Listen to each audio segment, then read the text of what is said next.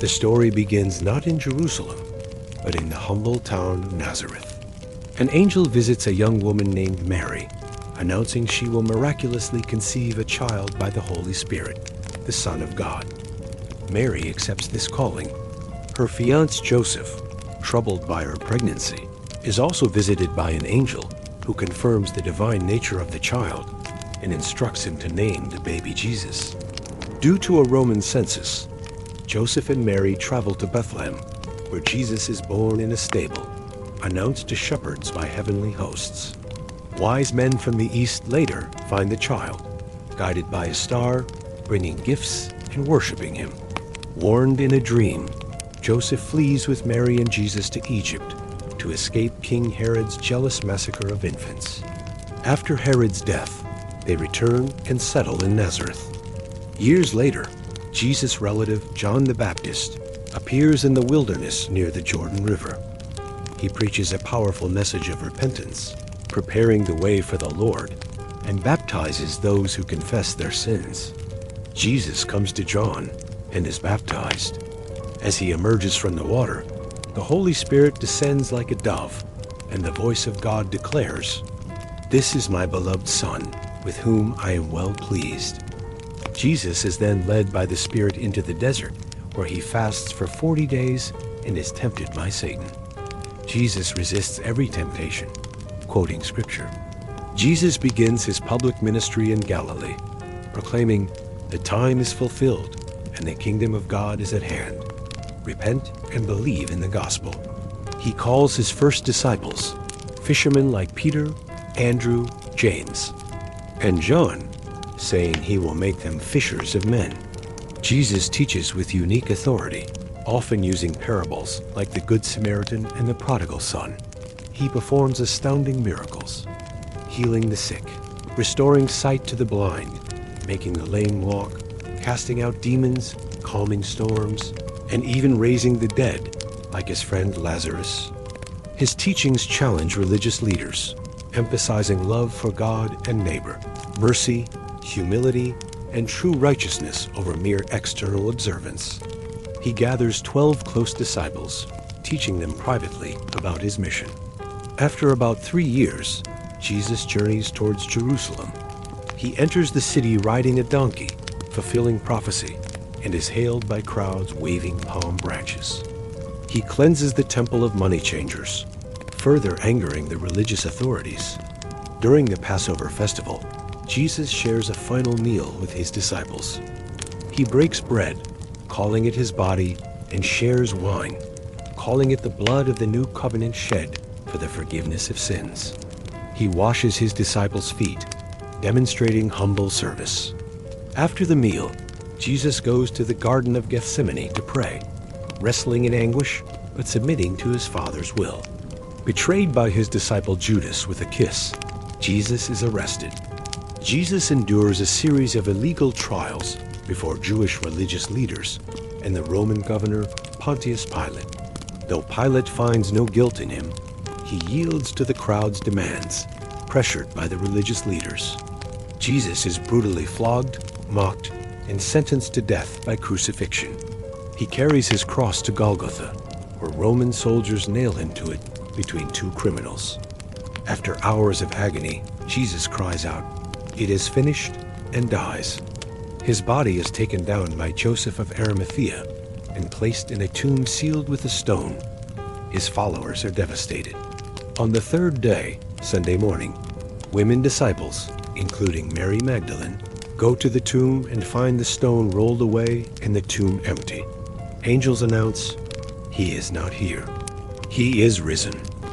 Jesus appears alive, first to Mary Magdalene, then to Peter, and later to 2 disciples on the road to Emmaus. Over the next 40 days, Jesus appears numerous times to his disciples and over 500 people, showing them his crucifixion wounds, eating with them, and teaching them about the kingdom of God. He commissions his followers, "Go therefore and make disciples of all nations, baptizing them, teaching them to observe all that I have commanded you." Ascending into heaven from the Mount of Olives, he promises the Holy Spirit will come. 10 days later, on the day of Pentecost, the Holy Spirit descends powerfully upon the disciples gathered in Jerusalem. Tongues of fire rest on them, and they speak in other languages, proclaiming the wonders of God.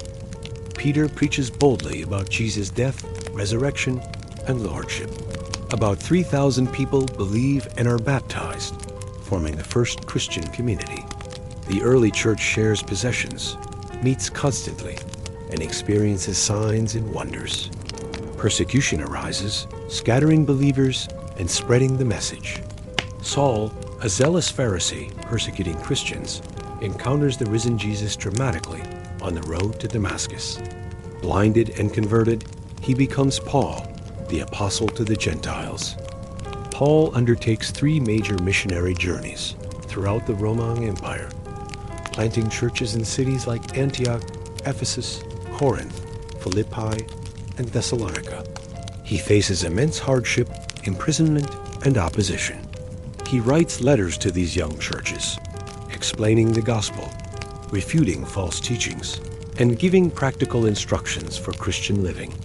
Key themes include salvation by grace, through faith in Christ alone, the transformative work of the Holy Spirit, the unity of Jews and Gentiles in the church, the importance of love and living holy lives in anticipation of Christ's return. Other apostles, like Peter, John, James, and Jude, also write letters addressing specific challenges and encouraging faithfulness. The final book, Revelation, is a vision given to the Apostle John while exiled on the island of Patmos. It contains vivid symbolic imagery, revealing God's ultimate victory over evil. Jesus Christ appears as the glorious, risen Lord who holds the keys to death and Hades. Messages are given to 7 churches, commending their faithfulness or calling them to repentance. John sees visions of heavenly worship, catastrophic judgments poured out on a rebellious world, the persecution of God's people, and the final defeat of Satan, the beast, and the false prophet. The vision culminates in the glorious return of Christ, the final judgment, and the creation of a new heaven and a new earth. The new Jerusalem descends, where God dwells eternally with his people. There will be no more death, mourning, crying, or pain. The river of life flows, and the tree of life bears fruit for the healing of the nations. Jesus proclaims, "Surely I am coming soon," and the church responds, "Amen. Come, Lord Jesus." The New Testament reveals God's ultimate plan of salvation through his Son, Jesus Christ. It shows us the depth of God's love in the cross, the power of his victory in the resurrection, and the gift of his Spirit for life and witness. It calls all people to repentance, faith in Jesus, and a transformed life lived in love and obedience. The letters guide us in building faithful communities, enduring hardship, and living with hope. Revelation assures us that despite present evil and suffering, God is sovereign. Christ will return in glory to judge, defeat every enemy, and establish his perfect, eternal kingdom where righteousness dwells. Our hope rests securely in the finished work of Christ and the promise of his return.